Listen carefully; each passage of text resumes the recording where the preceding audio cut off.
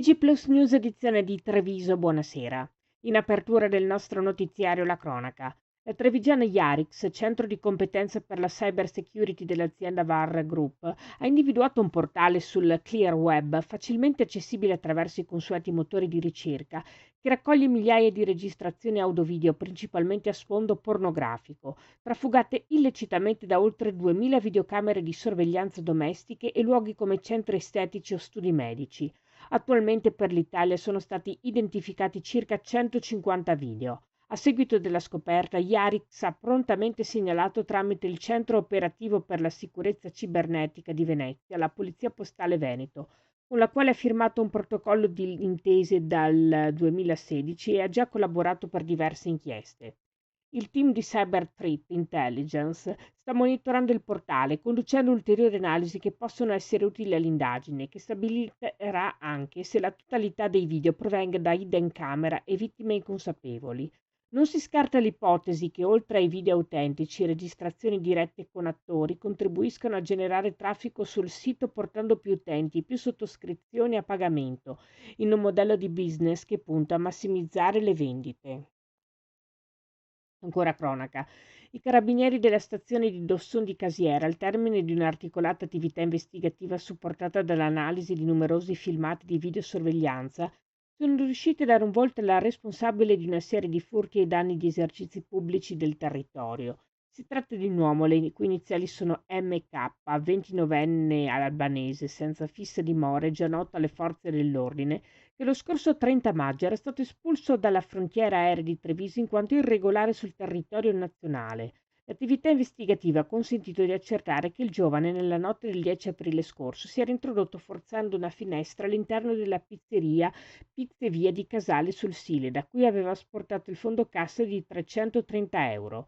Il 12 maggio successivo aveva poi replicato con le stesse modalità, introducendosi all'interno di 3 locali di Casier, l'Osteria del Porto, l'Osteria Casa Mia e il Bar Infinity, impossessandosi rispettivamente di 500, 100 e 400 euro. Il soggetto è stato denunciato in stato di libertà per furto aggravato e continuato. A seguito del provvedimento di espulsione già eseguito, non potrà fare rientro in Italia per i prossimi 5 anni. Parliamo di economia. Il caro affitti rallenta la mobilità del lavoro anche nella Marca trevigiana. Un operaio che si trasferisce per motivi occupazionali in provincia di Treviso si trova a destinare in media il 43-44% del proprio stipendio netto mensile al pagamento dell'affitto, una soglia considerata critica per l'equilibrio del bilancio familiare e personale. Un dato vicino alla media nazionale del 43,7% emerso da un'analisi condotta dall'area studi e ricerche di CNA su dati dell'Agenzia delle Entrate.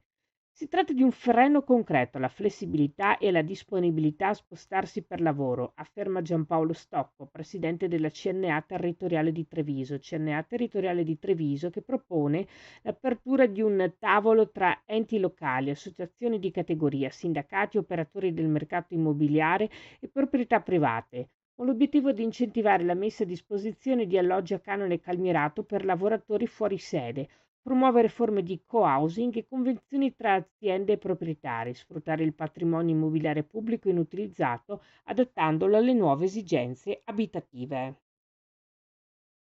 E come concordato in esito all'incontro del 31 luglio, si è riunito oggi il tavolo regionale relativo alla situazione e alle prospettive degli stabilimenti di Ponte di Piave e Oderzo di Licum SRL.